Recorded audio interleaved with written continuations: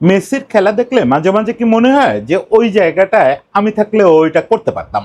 আপনাদের এই ফিলিংটা হয় কিনা জানি না, আমার এই ফিলিংটা মাঝে মাঝে কাজ করে যে এত সহজ, এত সহজ মাঠে নামবো, ওই বক্সের আশেপাশে থাকবো বা মিডফিল্ডে থাকবো, একটু বল টল কেড়ে নিব, তারপরে একটা জোরে দৌড় দিব, দৌড় দিয়ে শুট করলে গোল পেয়ে যাব। খুব সহজ, খুব সহজ মনে হয় ব্যাপারটা। আজকে একটা রিয়েলিটি চেকের দিন ছিল যে আসলে ব্যাপারটা কত কঠিন।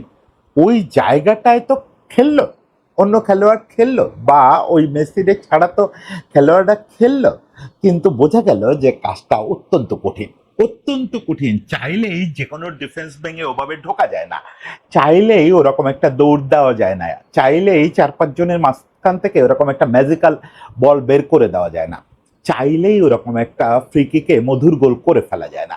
শেষ পর্যন্ত সেই লিওনেল মেসি, শেষ পর্যন্ত 39 বছর বয়সী বৃদ্ধ লিওনেল মেসি হিরো।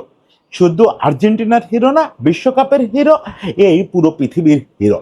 এমনিতে তো সর্বকালের সেরা এ কথা বলায় আর কোনো রকম দ্বিধা রাখা উচিত না, গাল ফুলায়, বুক ফুলায় বলা উচিত সর্বকালের সেরা লিওনেল আন্দ্রেস মেসি। কিন্তু এই সময় এই 39 বছর বয়সেও সে জগৎ সেরা, তার সময়ের সেরা। সেটা বোঝা গেল আজকে জর্ডানের বিপক্ষে অন্যদের খেলা দেখে। আসলে তুলনা করতে না পারলে একটা লোক কত লম্বা, এটা পাশে যদি সাধারণ আকৃতির লোক না থাকে আপনি বুঝতে পারবেন? তাহলে বুঝতে তো পারবেন না ওই তুলনাটা করতে না পারলে যে লোকটা আসলে কত লম্বা। সেই দৈর্ঘ্যটা আজকে বোঝা গেল। লিওনেল মেসি ওই অল্প একটু সময়ের জন্য, আধা ঘন্টার জন্য মাঠে নামলেন, নামে বুঝাই দিলেন যে তিনি আসলে কি করতে পারেন। মেসির এই ম্যাজিকটা আরো কিছু রেকর্ডের দুয়ার খুলে দিল। টানা 7 ম্যাচে বিশ্বকাপে গোল করলেন, এটা বিশ্ব রেকর্ড হয়ে গেল। বিশ্বকাপের ইতিহাসে এর আগের কেউ কখনো পারে নাই। বিশ্বকাপে তার টোটাল গোল সংখ্যা 19-এ চলে গেল। এখন অনেক দূর চলে গেলেন, কাছাকাছি এমবাপ্পে আছে, এই বিশ্বকাপে গোল সংখ্যা 6 হয়ে গেল। মানে যারা নিকটতম প্রতিদ্বন্দ্বী তাদের সঙ্গে ব্যবধানটা 2 হয়ে গেল। ফলে মেসির কাছ থেকে যা যা চাইছিলাম, ওই যে কালকে রাতে যে বলছি যে মেসি একটু মাঠে নামলে কি প্রাপ্তিটা ঘটে, দেখেন যাই বলি বুকের ভেতরে তো চাওয়া থাকে যে মেসির রেকর্ডটা আরেকটু বড় হোক, আরেকটু বড় হোক। সেই বড়গুলো হলো, কিন্তু একটা রিয়েলিটি চেক হলো আর্জেন্টিনার এই দলটার যে বেঞ্চ ইটসেলফ কি অত শক্তিশালী কিনা। হ্যাঁ, আমি বুঝি যে বেঞ্চ সরাসরি কখনো কোনো ম্যাচ এভাবে খেলবে না, কিন্তু বেঞ্চ আসলে কতটা শক্তিশালী সেটা একটা পরীক্ষা হলো। আর্জেন্টিনার এই বেঞ্চটা নিজে নিজে কি করতে পারে সেটার একটা পরীক্ষা হলো। সবচেয়ে বড় কথা হচ্ছে যেটা খুব কাটা হয়ে বিতেছে, যে দুজন স্ট্রাইকার হিসাবে খেলতেছে জুলিয়ান আলভারেজ এবং লাউতারো, এরা তো প্রতিদিন আগের দিনের চেয়ে খারাপ করতেছে। বরং লোপের ছেলেটা একটু স্বস্তি দিল। আমি আজকে ওভারঅল একটু আলোচনা করব যে আর্জেন্টিনার তার ফরমেশনটা স্কালোনিও যেটা নিশ্চয়ই দেখতে চাইছেন, যে যে ফরমেশনটা আমার সবচেয়ে পরীক্ষিত, এর বাইরের কোনো ফরমেশন আসলে এর চেয়ে ভালো ওয়ার্কআউট করে কিনা, করে না, সেই জিনিসটা একটু আলোচনা করব। আবার অনেকে দেখতেছে বলতেছেন যে মেসির পরে কি হবে, মেসির পরে কি হবে সেটাই বেঞ্চ দিয়ে আপনি বুঝতে পারবেন না, সেই জিনিসটাও একটু ছোট্ট করে বলবো। আজকে অবশ্য খুব কথা বলা উচিত ছিল লো সেলসোরে নিয়ে। লো সেলস একটা ট্রাজিক ক্যারেক্টার। সে 2018 সালে বিশ্বকাপ দলে ছিল, 2022 বিশ্বকাপ দল থেকে শেষ মুহূর্তে বাদ পড়ে যায়। তার মানে তাকে আসলে দুটো বিশ্বকাপ এবং এবারের বিশ্বকাপেরও খানিকটা সময় অপেক্ষা করতে হলো প্রথম মাঠে নামার জন্য। মাঠে নামার পরে সে প্রথম গোলটাও পেল। কি অসাধারণ একটা ফ্রি কিক থেকে গোল করলো, এটা অবশ্যই তাকে অনেক কৃতিত্ব দিতে হবে এই জায়গা থেকে। এবং ওই পয়েন্টটাকে তো মেসি পয়েন্ট বলে সবাই, যে পয়েন্টটা থেকে ফ্রি কিক নিছে, ওটা সুইটেস্ট পয়েন্ট মেসির জন্য। ও যখন ওখানে ফ্রি কিক হলো, সবাই দেখলাম ধারাভাষ্যকাররা পর্যন্ত বলতেছেন যে মেসি কই, মেসি ছাড়া তো এখান থেকে ফ্রি কিক জমে না। না, লো সেলসো জমায় দিল, দ্যাটস গুড। কিন্তু মূল যে সমস্যাটা হলো সেটা হচ্ছে আর্জেন্টিনা যে বেঞ্চটা নামালো, এই বেঞ্চটার প্রধান ক্রাইসিসটা দেখেন। আমরা যে মিডফিল্ডটাকে বলতেছি ম্যাজিক্যাল ট্রায়ো, ডিপল, ম্যাকালিস্টার আর এনজো, এই মিডফিল্ডটা যেই নাই হয়ে গেল, সেই কিন্তু আর্জেন্টিনার মিডফিল্ডের দখলই রাখতে পারলো না। এই যে যতক্ষণ না পর্যন্ত ম্যাক মাঠে নামলো ততক্ষণ পর্যন্ত কেউ, এই নিকো পাস বলেন, লো সেলসো নিজে বলেন, মিডফিল্ড জেনারেল কেউ হতে পারলো না। এই মিডফিল্ডটা আসলে তিনটা কাজ করে। তারা মিডফিল্ড শাসন করে, দখলে রাখে, তারা মিডফিল্ডের ডিফেন্সিভ ওয়ার্কটা করে, মিডফিল্ডের ক্রিয়েশনটা করে। তো ক্রিয়েশনের জায়গায় আমি লো সেলসরে বেশ পয়েন্ট দেবো, কারণ তার রানটা ভালো, তার ক্রিয়েটিভিটি ভালো, পাসিং ভালো, শুটিং ভালো, সে সেগুলো করে দেখাইছে। But he is not a midfield marshal. তার ওই যে মাঠে দাঁড়ায় থেকে ওই জায়গাটা ডমিনেট করা ওটা তার ভেতরে নাই। ফলে বাকি যে দুজন খেললো ওর সঙ্গে নিকো পাজ আর সিমিওনে, তারা এই মিডফিল্ড দখলের আশেপাশেও নাই। এবার আমরা তার মানে প্রচন্ডভাবে দেখলাম যে ম্যাকঅ্যালিস্টার, এনজো, ডিপল এর যে কোনো দুজনের থাকতেই হবে, মাঠে থাকতেই হবে। ডিপল না থাকাটা খুব বোঝা গেছে যে ডিপলের যে অথরিটি নিয়ে খেলা ডান পাশে, মিডফিল্ডের ডান পাশে, আজকে দেখবেন ডান পাশটা একদম কানা মনে হয়েছে। সিমিওনে থেকে শুরু করে এই পাশটা পুরো কানা মনে হয়েছে। ফলে ওই ডিপলের থাকাটা যে আর্জেন্টিনার জন্য মেসি বা এমির মতোই প্রয়োজনীয় সেটা বোঝা গেছে। ম্যাক বা এনজো যে কোনো একজনের থাকাটা বাধ্যতামূলক, সেটা ম্যাক নামা মাত্র বোঝা গেছে। ম্যাক যে মুহূর্তে নামছে সেই মুহূর্ত থেকে কিন্তু মিডফিল্ডের দখলটা আর্জেন্টিনা নিয়ে নিছে। এর আগ পর্যন্ত আপনি যদি দেখেন আর্জেন্টিনা মিডফিল্ডে খেলাই রাখতে পারে নাই। দুই চারবার যা লোসেলস রাখছে সেটা মূলত 2002 পূর্ববর্তী আর্জেন্টিনার মতো করে মিডফিল্ডের নিচে নিজেদের মধ্যে একটু পাসিং করা, অর্থহীন পাসিং, এবং সেটা যখনই সামনে যায় তখনই ভুল পাস বা কিউ ছাড়া ওদের পায়ে বল দিয়ে আবার সারেন্ডার করে পিছায় চলে আসে। সে বলটা যে দ্রুত উইনের চেষ্টা করবে ওই ব্যাপারটাও এই মিডফিল্ড বা এই ফরওয়ার্ডের মধ্যে নাই। ওই প্রেসিং করা যে দ্রুত উইন করে নিয়ে নেই, ভুল পাস করছি ঠিক আছে, কেড়ে নিচ্ছে ঠিক আছে, আমরা আবার দ্রুত কেড়ে নেই, ওই ব্যাপারটা এদের ভিতর ছিল না। ভয়ানক হতাশাজনক হচ্ছে দুই স্ট্রাইকার, লাউতারো এবং জুলিয়ান আলভারেজ। জুলিয়ান আলভারেজ তো সম্ভবত তার ছায়ার চেয়েও খারাপ। জুলিয়ান আলভারেজ তবু বিশ্বকাপের শুরুতে চান্স পাচ্ছিল না একাদশে, মনে হচ্ছিল শুরু থেকে খেললে হয়তো বেটার খেলবে। আজকে তো ভাই মানে আমি রেটিং টেটিং দেখার সময় পাই নাই, কিন্তু আমার ধারণা যে ওর ক্যারিয়ারে এত খারাপ খুব একটা খেলে নাই, মানে ওর শ্যাডো হচ্ছে ভালো খেলার কথা। কি হচ্ছে বুঝতেছি না। লাউতারো যদিও একটা পেনাল্টি থেকে গোল পেল, বইটা তারে হয়তো একটু বেটার র্যাঙ্ক দেবে, বেটার রেটিং দেবে, কিন্তু আসলে দুজনের অবস্থাই একই রকম। মানে বক্সের মধ্যে কোনো পেনিট্রেশন নাই, কোনো রকম বল উইন করার চেষ্টা নাই, কোনো চান্সও কাজে লাগানোর চেষ্টা নাই। এটা খুবই দুর্ভাগ্যজনক, খুবই দুর্ভাগ্যজনক। বরং কি হলো দেখেন, ওই যে আলমাদা, মেসি ওরা তো একসঙ্গে নামলো। ম্যাক আলমাদাকে আগের কয় ম্যাচে আমার বরং নিষ্প্রভ মনে হয়েছে। আজকে আলমাদা নামার পর পরই আলমাদা ওখান থেকে প্রচুর বল ক্রিয়েট করছে, প্রচুর বল মেসি পর্যন্ত পাঠাচ্ছে। ইনফ্যাক্ট মেসি মাঠে নামার পরে প্রথম যে অ্যাকশনটা হয়েছে সেটা ছিল একটা ওই স্পট ডেড বলের অ্যাকশন। ওই বলটাতেই মেসি আলমাদা কি একটা ম্যাজিক করলো। ও হয় নাই শেষ পর্যন্ত গোল বা পরিষ্কার চান্স ক্রিয়েট হয় নাই, কিন্তু অসাধারণ একটা ওয়ার্ক করলো। ওতেই বোঝা যায় যে আসলে প্রাণটা কোথায়। এখন ঘটনা হচ্ছে এগুলো নিয়ে খুব বেশি কপচানোর তো কিছু নেই। এমন তো না যে তিন মিডফিল্ডার মানে ডিপল, ম্যাক আর এনজো একসঙ্গে অসুস্থ হয়ে যাবে, এই তিনজনকে একসঙ্গে রিপ্লেস করতে হবে নকআউটে কোনো এক ম্যাচে, এরকম তো ওপরালা না করুক, কোনো আশঙ্কা নাই। একজন ইনজুর্ড হইতে পারে, দুইজন ইনজুর্ড হইতে পারে, তাও যে সেট আপটা থাকবে খুব সুন্দর।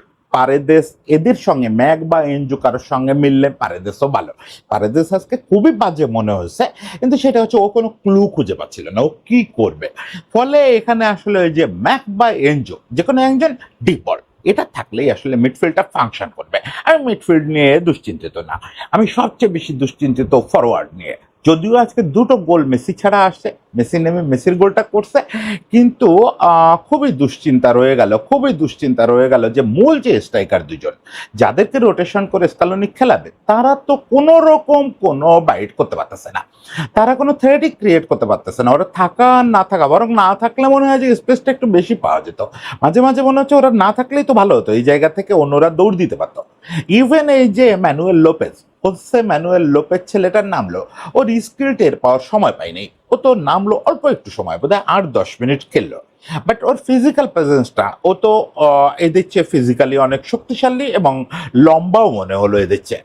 ফলে ওর ফিজিক্যাল প্রেজেন্সটা ওখানে একটা প্রভাব ফেলছে, এবং ওর বল উইনিং মেন্টালিটি দেখা গেছে। বল যেই হারাক, ও নিজে না, বল যেই হারাক ও বাঘের মতো ঝাঁপায় পড়ে বল কেড়ে নিতে হবে। সেটার জন্য যদি ওই লোকের পেছন পেছন দৌড়ায় নিজেদের হাফে চলে যেতে হবে, ও যাবে। ওর এই 2-3 বার দেখলাম এই অ্যাপ্রোচটা আছে, বল হারানো বল সহ্য করতে পারে না। That's good sign, that's good sign. ও মানে জেনুইন কোচার না, শুধু কোচার তো বটেই, মানে বক্সে থাকা স্ট্রাইকার, কিন্তু ওই বাঘের মতো মেন্টালিটি আছে যে বল আমার লাগবে। এবং চান্সটা ক্রিয়েট হয় নাই বলে আমরা বুঝতেছি না ওর ফিনিশিং কেমন। আলমাদার সঙ্গে একটা 1-to-1 করলো, আমার কাছে বিউটিফুল মনে হয়েছে। ফলে স্কিল সেট খুব খারাপ, এখন এই রায়ও দিয়ে দেওয়া যাচ্ছে না, ভালোও বলার সুযোগ নেই, সেরকম টাইম পায় নাই, চান্স পায় নাই, ফলে বোঝা যাচ্ছে না যে ফিনিশিং কেমন। নিশ্চয়ই ফিনিশিং ভালো বলেই স্ক্যালোনি ডাকছে। আমি বরং প্রেফার করব যে হোসে ম্যানুয়েল লোপেসকে রোটেশনে খেলানো যাক। মানে আলভারেজ, লাউতারো যে কোনো একজনকে তো রাখতেই হবে, এক্সপিরিয়েন্সের তো একটা মূল্য আছে। ওরা একজন হয়তো স্টার্ট করবে, বা লোপেজও কোনো কোনো ম্যাচে স্টার্ট করতে পারে। ওদের তিনজনকেই রোটেশনে অ্যাকসেপ্ট করা, মানে শুধু ব্যাপারটা ওদের দুজনের মধ্যে না আটকানো। ওরা তো রাতারাতি খারাপ খেলোয়াড় হয়ে যায় নাই, ওরা তো ভুবনজয়ী খেলোয়াড়, কিন্তু যে কোনো কারণে হোক এখন একদমই ফায়ার করতেছে না, একদম ভেজা বারুদ হয়ে গেছে। ফলে এই মুহূর্তে লোপেসকে আসলে মেইন স্ট্রিমে আনা দরকার, তাকে ওই স্পেসটা দেওয়া দরকার যে তুমিও দেখো তো কি করা যায়। তাহলে হয়তো কিছুটা উন্নতি হবে ফরওয়ার্ডের, একদম স্ট্রাইকার লাইনটার কিছুটা উন্নতি হবে। মিডফিল্ডের কথাটা এটা নিয়ে চিন্তা করার কিছু নেই, আগেই বললাম ফরওয়ার্ডেরও এটা একটা সমাধান হতে পারে। ডিফেন্সে যেটা আমি আগেও বলছি, ডিফেন্সে আসলে এর থেকে আর মানে আগানোর পিছানোর কোনো জায়গা নাই। ওই কুটি রোমেরো আর লিসান্দ্রোকে আপনার লাগবে, এটা আজকে বহুবার বোঝা গেল, বহুবার বোঝা গেল। এই সেন্সি বলেন, বলেন, ওটামেন্ডি বলেন, আমার খুব প্রিয় মানুষ ওটামেন্ডি, খুব প্রিয় ক্যারেক্টার, কিন্তু এখন যে পরিমাণে বল লুজ করে, যে পরিমাণে বল লুজ করে, ডুয়েল মিস করে, এরিয়াল বল মিস করে, দুজনই মনে হলো ডিফেন্সে আসলে কেউ নাই। ট্যাগলাফিকো বরং অফেন্সিভ ওয়ার্কে অনেক বেশি কাজ করছে। ট্যাগলাফিকো সেই কারণে আমি তার একটু মানে নেগেটিভ মার্কিং কম দিতে রাজি। কিন্তু এরা দুজন তো ভাই জেনুইন সিবি হিসাবে খেললো, একদমই হলো না, একদমই হলো না। ফলে কুটি রোমেরো আর লিসান্দ্রোর কেউ যদি না থাকে, মিডফিল্ডে যেটা রসিকতা করলাম যে একসঙ্গে ওরা তিনজন থাকবে না, এটা তো হতে পারে না। কিন্তু কুটি রোমেরো, লিসান্দ্রো কেউ যদি না থাকে তাহলে কি হবে, এটা নিয়েও আমি ভয়াবহ শঙ্কিত, ভয়াবহ শঙ্কিত। তবে সুখবর হচ্ছে যে ফ্লাঙ্ক নিয়ে, মানে দুই ফুল ব্যাক নিয়ে এই টুর্নামেন্ট শুরুর আগে খুব দুশ্চিন্তা ছিল, দুই ফ্লাঙ্কে কিন্তু অনেকগুলো বিকল্প তৈরি হয়ে গেছে। যেমন বাম পাশে মেদিনা খুব ভালো করতেছে, ডান পাশে মন্টিয়েল বা মলিনা যে খেলতেছে ঘুরায় ফিরে, ওরা খারাপ খেলতেছিল না। কিন্তু আমি বরং মনে করি ট্রাডিশনাল ফুলব্যাক না খেলায় বার্কো ছেলেটাকে রেগুলার স্টার্ট করানো উচিত। আপনি দেখেন বার্কো আজকে যখন নামলো, বার্কো নামার পরে কিন্তু বার্কো টোটাল ডান পাশের চেহারা বদলায় দিচ্ছে। এই ছেলেটা যে পরিমাণে অ্যাটাক করছে এবং যে পরিমাণে ডুয়েল জিতছে, এ তো অসম্ভব এনার্জেটিক একটা ছেলে, অসম্ভব এনার্জেটিক একটা ছেলে। কখনো কখনো মনে হচ্ছে ও মূল প্লে মেকার হিসাবে খেলতেছে। ওই যে কি পরিমাণে চান্স ক্রিয়েটের চেষ্টা করছে, কি পরিমাণে চেষ্টাটা করছে, এবং অবিশ্বাস্য ধরনের ক্রিয়েটিভ স্ট্রেংথওয়ালা ছেলে, এইটা আমি খুব কম দেখছি। এই ছেলেটার যে বৈশিষ্ট্যটা, একই সঙ্গে ক্রিয়েটিভ আবার একই সঙ্গে পাশবিক স্ট্রেংথ আছে, বল উইন করার ওই ভয়াবহ মেন্টালিটি আছে, সাধারণত এই কম্বিনেশনটা একসঙ্গে হয় না। ফলে বার্কোকে আমার মনে হচ্ছে যে একটু স্টার্টিং এ রেগুলার জায়গা দেওয়ার কথা ভাবা উচিত স্কালনি। যাই হোক, এগুলো উনি আমাদের চেয়ে অনেক ভালো বুঝবেন, ওনার ভাবনাটা ওনাকে বুঝতে দেয়। আর অনেকে দেখলাম একটু হাই হুতাশ করতেছেন যে মেসি না থাকলে কি হবে, আমি না থাকলে কি হবে, আমি না থাকলে কি হবে, মেসির একটা ছবি দিয়ে এরকম পোস্ট করতেছেন। না ভাই, এত মায়ের দরদ মাসির দরদ দেখাইতে হবে না, ওটা মায়েরা ভালো জানে। ওটা Lionel Messi, Lionel Scaloni, আইমার, Samuel, আয়লা তারা খুব ভালো জানে মেসি পরবর্তী যুগে কি করতে হবে। আপনার কি ধারণা মেসি পরবর্তী যুগে এই বেঞ্চ হচ্ছে মূল দল হবে? এই আর্জেন্টিনা সম্পর্কে এই ধারণা, আর্জেন্টিনা মূল দল মেসি পরবর্তী যুগে যারা হবে তাদের বেশিরভাগই, তাদের বড় অংশ, মূল আকর্ষণ যারা, তাদের বড় অংশকে আপনি বিশ্বকাপে দেখতেছেনই না। তারা আসে নাই, এচিবেরি আসে নাই, মাস্তান্তুনা আসে নাই, এরকম যারা ওই সময়ের জেনারেল হবে, ওই সময়ের ক্রিয়েটিভ মাস্টার হবে, তাদের তো দেখেন নাই। আলমাদাও সেই পজিশন এখনো পায় নাই। নিকোপাস হতাশ করছে আজকে, কিন্তু নিকোপাস ততদিনে আরো ভালো হয়ে যাবে, সেইটা আলাদা দিন। সেইটা এই না যে মেসি না থাকলে এখানকার বেঞ্চকে নেমে খেলতে হবে। আর ম্যাকঅ্যালিস্টারও কালকে মেসির সঙ্গে রিটায়ার করবেন না, ইয়েও কালকে রিটায়ার করবে না, ইনজোও কালকে রিটায়ার করবে না। ফলে মেসি কালকে গেলেই কি হবে, এই নিয়ে অন্যদের দুশ্চিন্তা ভুগের লাভ নেই। ওই দুশ্চিন্তাটা লিওনেল স্কালোনিকে করতে দেন। আপাতত মেসিকে উপভোগ করেন, মেসির 19টা গোল উপভোগ করেন, মেসির 6টা এবছরের গোল উপভোগ করেন, মেসির টানা 7 ম্যাচে গোল উপভোগ করেন, একটা ঐশ্বরিক পারফরমেন্স উপভোগ করেন। যে কি একটা জিনিস, এটা টিভিতে দেখলে মনে হয় আমিও পারি, কিন্তু আসলে যে ওইটা একজনই পারে, পৃথিবীতে একজনই পারে, সেইটা বোঝার সময় চলে আসে, সেটা জোর গলায় বলার সময় চলে আসছে যে Leo, you are one and only. সবাই ভালো থাকবেন, সবার জন্য শুভেচ্ছা।